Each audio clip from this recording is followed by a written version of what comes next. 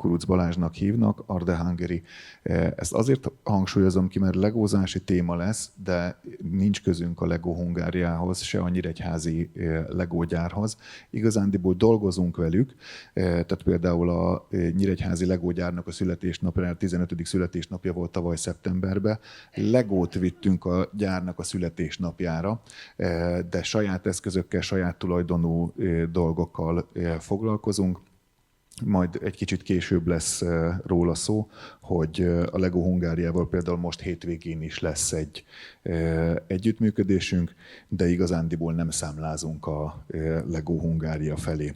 Az, hogy egy kicsit képbe kerüljek, hogy tehát a HD azt tudja, hogy nekem is van szegedi kötődésem. Ott dolgoztam a gyerekházban nagyon régen, még a diplomám megszerzése előtt. Egy tanári diplomám van, Egerből származik, matematika-technika szakon végeztem. A technika szak miatt van meg hát mondjuk így, hogy a tárgyalkotó képességem, vagy ilyen mániám, hogy különféle eszközöket, tárgyakat készítsek, és a pedagógus vonal miatt pedig úgy válogattam össze az eszközeinket, hogy mindegyik ilyen edutainment eszköz legyen, vagy szolgáltatás csomag legyen.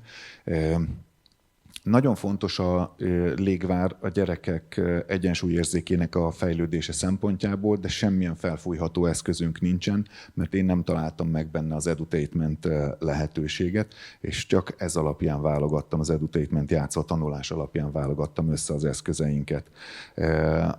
Egy picit beszélek másról, aztán utána rátérek a legózásról, de csak azért, hogy képbe kerüljetek vele, hogy mi mindent is csinálunk, és hogy annak csak egy pici szelete nálunk a legózás. Az egyik például a Rubik suli, de Rubik show-t is vállalunk színpadon. Kocka kirakásnak a tanítása, bemutatása. Azok a kocka versenyzők, akikkel dolgozunk, színpadon bevállalják a vakon kirakást. Nem tudom, valaki ki tudja rakni a Rubik kockát, mert aki tudja rakni, akkor képzelje el, hogy vakon milyen nehéz kirakni a Rubik kockát. Nem egész 1 perc kell nekik a megtanulás és kirakáshoz együtt. Tehát ez egy színpadi produkció. Egyébként egy ilyen 20-25 perces szokott lenni a színpadi produkció. Az, hogy ez az egész hogy néz ki, ez az Art the Hungary-nek a YouTube csatornáján van róla egy ilyen 21 perces videó. Azt ott meg lehet nézni. De van egy tudományos játszóterünk is, ez működött már bevásárlóközpontokba, vittük több helyre, vittük Gyerekszigetre, sátor alatt füves területen is működik. Ez Hédiéknél volt már körülbelül ilyen 3 hétre kiállítva közösségi térbe a bizonyos elemek belőle, és amikor a szakkörök váltásánál váltak a gyerekek vagy a szülők, akkor tudtak vele játszani. Ezekről is van egy szintén körülbelül 1 perces videó az Ardinak a YouTube csatornáján. De hogyha környezetvédelemről van szó, például itt így kapcsolódhatunk az előző ESG-hez, akkor van egy olyan eszközcsomagunk, ami vastelepi hulladékokból készült játékpark, és azzal is megyünk. Éppen egy autós találkozón készült a fénykép, de az előző, ez Pesten, a Városháza Parkban, az 5. kerületben készült most a Majálison. A Duna-Ipoly Nemzeti Parkkal olyan az együttműködésünk, hogy az elmúlt 7 évben, amikor volt a Covid miatt vadló csokadalom, akkor mi is ott voltunk az Arvella játékokkal, meg van egy gumiállatkert, ilyen traktorgumikból készült állatok, és akkor egy elkölcök így mászókaként rámászhatnak. Erről is van egy ilyen 1 perces videó az Ardinak a YouTube csatornáján. Van még egy csomó mindenünk, nagyon szívesen beszélek arról is, de inkább áttérek most már így a legózásra. Magát a Legót az biztos, hogy ismeri mindenki, talán még játszott is vele mindenki, de azt már kevesebben tudják, hogy a Lego maga is foglalkozik az oktatásban való használásnak a lehetőségeivel. Ez a Lego Education irányvonal. Ezekből a legismertebb az talán a Lego robot, de egyébként az Education-ön belül óvodásoknak is készítenek, kisiskolásoknak is készítenek készleteket, és adnak hozzá segítséget, amivel azt használni lehet foglalkozásokon. Itt éppen a Fabian Mercit azt csak azért említeném meg, mert ő a szakdolgozatát, a Merci a ELTE-nek a tanítóképző főiskolai karán végzett, és a szakdolgozata az pont a Legónak a fejlesztő hatásairól szól. Ő azóta egyébként vecsésen tanít is egy általános iskolába, és próbálja bevinni ezeket az eszközöket a saját osztályába. Fordulnak hozzá a tanári karnak a többi tagjai is, hogy akkor ezt mit, hogy és hogyan lehet játékosítani az eddig megszokott didaktikus oktatást. Felhatalmazást kaptam, hogy megosszam a szakdolgozatát bárkivel, úgyhogy majd a jövő héten ugye gyereknap van, és az nálunk így eléggé zűrös, sok helyen leszünk, úgyhogy a jövő hét utáni héten el is tudom küldeni a szakdolgozatát, hogy ott is vagy abból is tájékozódjatok egy kicsit. Na, akkor nézzük azokat a programokat, amiket mi csinálunk, és hozzá tudok szólni, hogy így a miket is fejleszt a gyerkőcöknek. Ha már egyszer művelődési házakról van szó, akkor szakkörök az egyik. Mi robotika szakkört csinálunk, ez heti rendszerességgel, egy délután 2x 90 perces foglalkozás van egymás után. Az egyik az a kezdőké, a másik a haladóké. Jelen pillanatban csak általános iskolai helyszíneken csinálunk. Covid előtt csináltuk a 16. kerületben művelődési házba is, de azt a Covid után nem építettük újra azt a helyszínt, de abszolút tud működni. Az elején kell hozzá projektor, és tök érdekes dolgokat csinálunk, mert például önvezető autóval is foglalkozunk. A szakkör az úgy néz ki, hogy 6 alkalmas blokkok vannak. Az első 6 alkalom az körhintával foglalkozik, a második 6 alkalom az önvezető autóval, harmadik alkalom a szumóval, és utána egyedi gépeket, egyedi robotokat készítünk.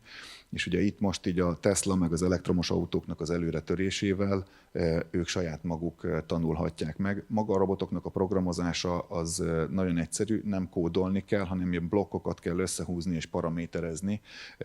Tehát tényleg a mai gyerekek azok pillanatok alatt meg tudják tanulni, hogy hogyan kell ezt csinálni.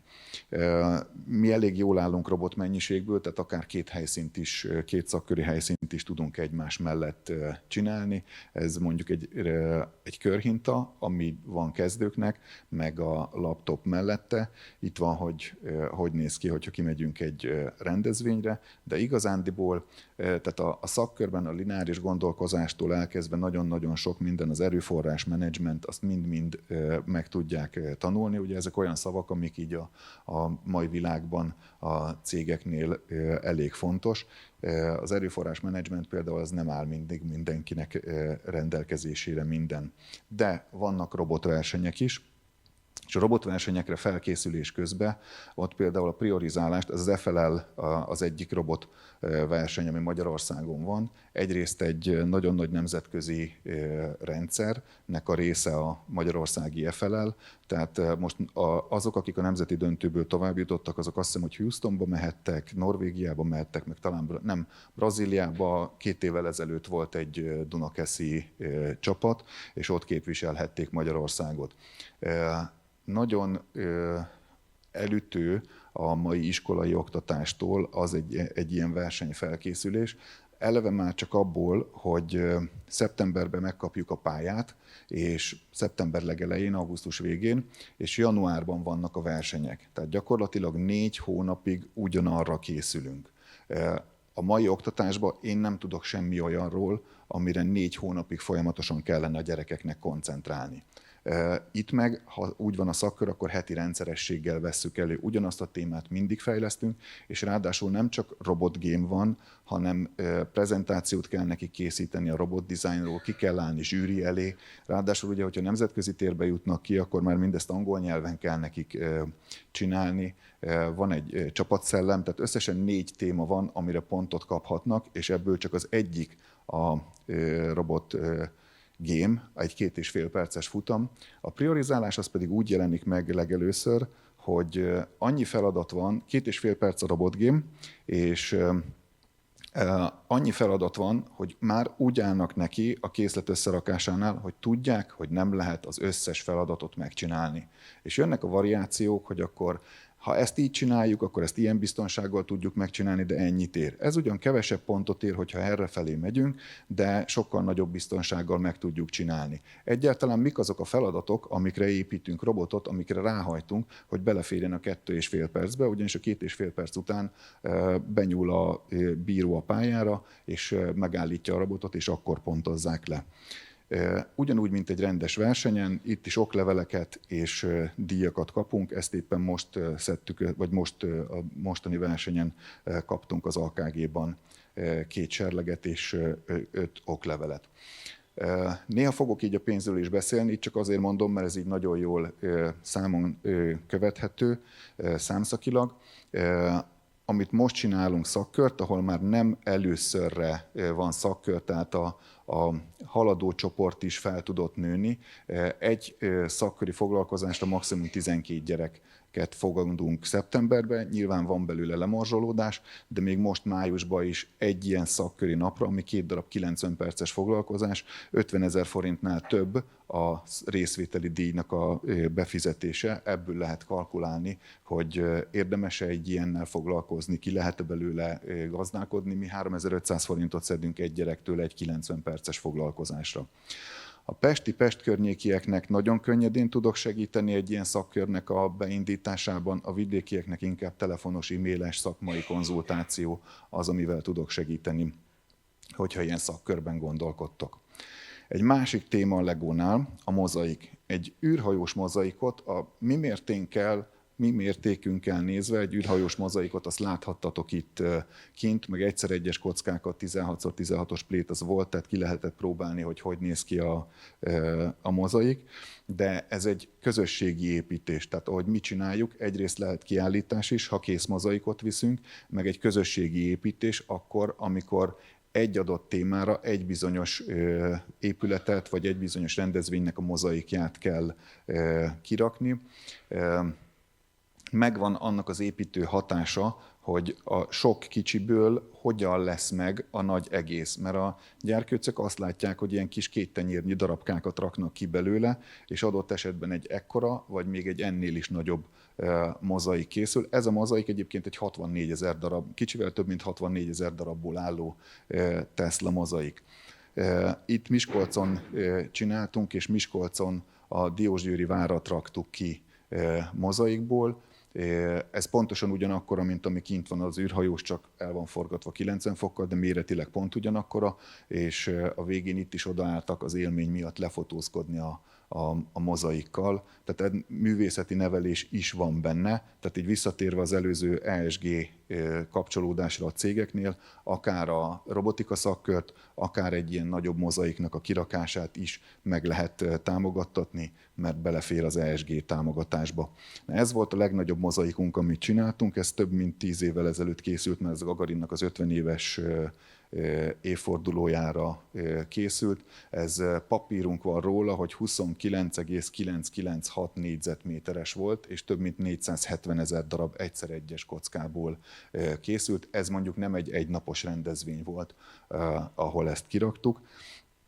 Most hétvégén lesz a Budapest Comic Con a Hung Expón, és a Lego Hungáriával együttműködve ezt a mozaikot fogjuk kirakni, és úgy készülünk föl, hogy így vannak a kirakási mapek, meg a színskála hozzá, és a résztvevők tudják kirakni ilyen kicsi elemekből, mi pedig pakoljuk föl a nagy állványra, és a végén a Comic Connak a logója fog összeállni.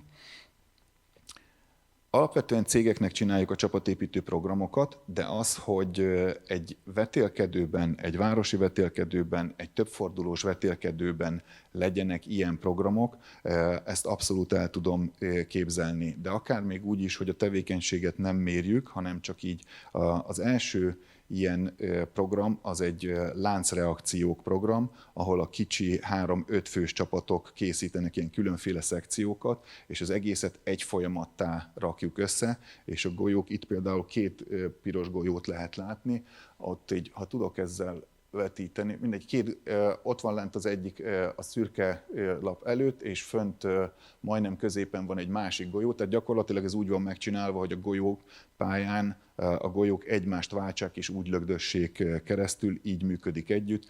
Egy pályaorientációs napra, de például februárban volt Miskolcon a Boschnak a támogatásával egy ilyen legós rendezvény. Természetesen a STEM, ez a műszaki irányultságot jelenti ez a STEM. Oda is az ilyen rendezvényekre abszolút tud működni egy ilyen program, és nem csak a gyerekek élvezik, hanem ezt felnőtteknek is tudjuk csinálni ezt a programot, és baromira élvezik ők is. Aki még nem is annyira műszaki beállítottságú, az is feldekorálást vállal benne, cicomázást vállal benne, és egyszer csináltunk egy ilyen kérdőíves visszaigazolást, és azt mondta a hölgy, hogy ő nem gondolta, hogy legózásból ilyen jól fogja magát érezni, mert hogy ő nem szeret legózni, de még az unokáival sem. És ezen a programon mégis jól érezte magát. Erről is van egy kis videó a Ardinak a YouTube csatornáján. Egy másik program az a robot szumózás. Ezzel a programmal a Mensa Hungarikához például évek óta járunk vissza. Náluk úgy működik, hogy van egy Mensa Suli Plus, ott egy évben 3 ilyen program van, plusz van egy olyan nap, amikor csak szumózás van, de egy nap 3. Ez a program, ez a formátum tud működni bármelyik művelődési házban is, ugyanis úgy nézett ki, hogy 10 órától kezdődő 3 órás foglalkozáson csak gyerekek vehettek részt, a délután 2-kor kezdődő programon családok vettek részt, és a 6 órakor kezdődő programon pedig felnőttek vehettek részt, de ez nem volt nyilvános, itt csak a Mensa Hungarika Egyesületnek a tagjai vehettek részt. Biatorbágyon a művelődési házban viszont már csináltunk nem szumós programmal, hanem az egy másik fajta program volt. Ott is ilyen váltásban voltak, tehát ott 90 perces foglalkozásokat csináltunk körhintának, és ott is egymás után értek a programok, és lehetett benne részt venni. Ez is pályaorientációs napra például nagyon jó egy ilyen, akár egy szumós programot, akár a körhintás programot meghirdetni, vagy még mondjuk egy workshopot is. Része a robot design ennek a 3 órás programnak, tehát hogy itt lepontozzuk egymást, tehát nem csak magából a csatákból. Ja, a szumónál, a robot szumón az pont ugyanolyan szabályok alapján működik, vagy főszabály szerint, hogy egy kör alakú pályáról kell a 2 robotnak kiszorítani egymást, és aki elhagyta a pályát, az veszít. Itt ez egy nagyobb versenyen készült ez a végén, ez a fotózás, és erről a robotszumós programról is van egy kicsi, kb. 1 perces videó a YouTube csatornánkon. Na, a családi napok, azok ugye ilyen majális, gyereknap, falunap, ezeket így én mindenestől hívom családi napnak. Ez lehet akár beltér is, lehet akár kültér is. Attól jó nagyon a Lego, hogy kicsiknek, tehát itt legelől egy dupló tenger van, tehát ugye az 1-2-3 évesektől kezdődően a nagyokig, 10 pár éves robotozókig mindenkinek tud szórakozást nyújtani, és hogyha ezek egymás mellé kerülnek, akkor ott a családoknak azért jó, mert hogyha nagy különbség van a gyerkőcök között, akkor a szülőknek nem kell szétszakadni, hogy most én a kicsivel itt leszek, míg a nagyjal oda megyek, hanem akkor gyakorlatilag látótávolságon belül van a teljes család.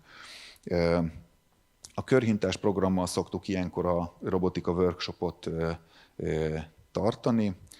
Egyébként mi a magunk részéről azt szeretjük, hogyha ilyen sok minden van egyszerre. Tehát itt látszódik egy vitrines kiállítás, ez a zöld meg a rózsaszín folt, az olyan játszóasztal, aminek a közepében ott van egy ilyen kis vájú, egy műanyag edény, és abból tudnak keresni, fantázia alapján építenek. Ott van a duplószőnyeg, az a nagy szürke folt középen, azt mi üzenőfalnak hívjuk, gyakorlatilag felállítottuk függőlegesbe a Lego építési lehetőségét, és akkor így ilyen magunk felé lehet belőle építeni, vagy szövegeket kiírni rá, emblémát kirakni, tehát ez egy ilyen nagy egybefüggő felület stadokkal. Itt szintén egy családi napra viszünk vegyesen dolgokat, saját vitrínjeink vannak, ezt majd később a kiállításoknál elmondom, hogy ez miért fontos. Saját vitrinek vannak, ahova a kiállításainkat megcsináljuk, mozaikot teszünk ki, vagy éppen azt mondom, hogy úgy válogatjuk össze a dolgot, ahogy a megrendelőnek éppen tetszik, hogy mi minden legyen. Itt háttal, ahol a fehér folt látszódik, az egy filmkészítő installáció, rögzítve van egy tablet, ő ott a tableten egy animációs filmet tud megcsinálni, van rajta egy stop motion applikáció, azzal csak le kell, a fázisokat kell lefényképezni, és maga a tablet összerendereli a kis filmet, és Bluetooth-on ki tudja exportálni a szülő telefonjára, és haza tudják vinni azt a kis filmet. Itt például meg lehet csinálni, kapcsolódva előbb a cégekhez, hogy mondjuk valami megadott témában készüljenek az animációs filmek, és abból csinálni a gyerkőcöknek egy kis versenyt, mondjuk egy minifilmfesztivált megcsinálni belőle. Egyébként a sátorban oldalról pedig képek látszódnak, az Lampert Benedeknek a fényképei, ott szintén ilyen azt toy fotografernek hívják hivatalosan, tehát ő játékokat fotóz, de nem játék környezetben, tehát itt is a művészi hogy mondjam, a fejlődés azt tudjuk segíteni. Tehát azért említem meg ezt, mert hogy alapvetően az ember nem gondolná, hogy a fényképeket vagy fényképkiállítást hogyan lehet legókból csinálni, de ez megint egy újra gondolt dolog, vagy átgondolt része a legózásnak. Na, itt látszódik is, hogy hogyan néz ki az üzenőfal használat közben, és éppen ilyen 20 évesek fényképezik egymást ott az üzenőfal mellett, tehát ez még a nagyoknak is fotótéma vagy selfie téma. Ez egy gyorsaságmérő. Rengeteg építőkockát, kereket teszünk ki mellé, azokba a színes asztalokba, és egy 2 fotocellás kapu van. Ha kedve van kísérletezni a gyerkőcnek, akkor például ilyeneket végig tud vinni, hogy mi történik akkor, hogyha kicseréli nagyobbra a kerekét. Attól lesz egy gyorsabb az autó. Ugye 2 fotocellás kapu között azért elég jó ki kell mérni. Nem ipari szenzorok vannak benne, tehát nem lesz századpontosan ugyanaz, de az irányt azt lehet belőle látni. Tehát egyrészt a tesztelést is megtanulja belőle, hogy nem elég egyszer elengedni és egyszer megmérni, hanem 2-szer, 3-szor, 5-ször kell ahhoz legurítani, hogy egy közelítőleg jó eredményt kapjon az átlagból. Mi van, ha épít még rá kockát és nehezebb lesz a maga a járgány, akkor az hogyan viselkedik, hogy gyorsul-e tőle, a kerékátmérőtől gyorsul-e, ha kicseréli a tengelyt és másféle elemeket rak bele, attól gyorsul-e, ezeket mind-mind így végig tudja vinni. Maga a konstrukciós képessége is baromira fejlődik ezáltal, meg a türelem, ami ugye mostanában már nem nagyon van a gyerekeknek, tehát az, hogy többször kell tesztelni ahhoz, hogy jó eredményt kapjon, ráadásul játszva tanulja meg, hiszen az ő érdeke, mert ő szeretne ezzel foglalkozni. Úgyhogy ezt is például mi nagyon szeretjük rendezvényre vinni. De itt inkább a hatás az, ami figyelemre méltó, kipróbálhatják. Ez egy önvezető autó, pontosabban az egyik az egy önvezető autó, ami a fekete vonalat követi és megy a program alapján, a másikat az pedig a gyerekeknek kell, vagy esetleg a felnőtteknek kell távirányítóval ugyanazon a nyomvonalon végigmenni. És baromira nagy különbség van közöttem, hogy amit az embernek kell csinálni, az mennyivel másként viselkedik, mennyivel nehezebb, lassabb, pontatlanabb ugyanazon a feladat soron, mint amire a programozott robot képes. A techniképítés az fantázia alapján is zajlik, készletösszerakás alapján is zajlik. Hogyha valakinek úgy gondolja, hogy nincsen fantáziája a saját magától építeni és kitalálni, hogy mit építsen, akkor szoktunk készletet ajánlani neki, hogy összerakási útmutató alapján építsen, de mi így segítünk neki, hogyha ő azt mondja, hogy ezt szeretné, azt szeretné. Volt, hogy technikelemekből akartak madarat építeni például, és akkor mindjárt kiválasztottak hozzá 2 panelt, és hogy akkor az legyen a szárnya, de hogy hogyan lehet csőrt csinálni neki, meg ilyesmi, és ugye a technikelemek, amik inkább a Legónak a műszaki vonalához valóak, abból segítettünk neki, hogy hogyan lesz. Ezt egyébként így körülbelül 1,5 évig utána mindig vittük is magunkkal, hogy hogyan lesz belőle madár. De fogaskerék áttételek. Az is, hogy például megcsinálni azt, hogy végigmenjen mind a 4 oldalon az összes fogaskerék, és hogy egy fogaskereket tekerünk, de mind a 4 oldalon lesz belőle hajtás. Ezt nem egyszerű a gyereknek megcsinálni, hogy ne akadjanak össze, hogy mikor fordul szembe egymással, hogy kell ahhoz helyezni, hogy ne feszüljenek össze a fogaskerekek. Tehát ez is egy érdekes, fejlesztő dolog. Szülők szokták bíztatni a gyerkőcöt, hogy csinálja, mert ők is látják, hogy mennyire más, és hogy a hétköznapi körülmények között ilyen fogaskerék áttételekkel nem nagyon találkozhatnak a gyerekek. Leginkább egyébként a Legónak az a része, amit mi csinálunk, az a műszaki vonal, egy kicsi művészet van benne a mozaikkal. De a robotozás elmegy elegáns környezetbe, felnőtt rendezvényen is. Itt is egy kis workshopot, egy kis beszélgetős részt tartottunk.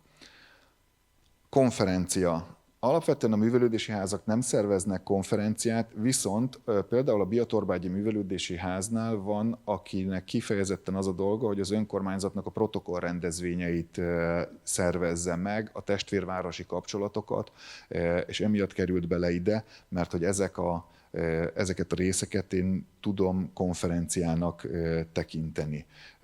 Egyedi dolgokat készítünk, asztalszámtól elkezdve, ha van valami a témája, vagy van valami szlogenje annak a konferenciának, akkor arra tudunk egyedit csinálni, hogy akkor minden asztalon ott legyen. Ezt például a Skanzennél csináltuk meg, ez a Skanzennek fejlesztettük.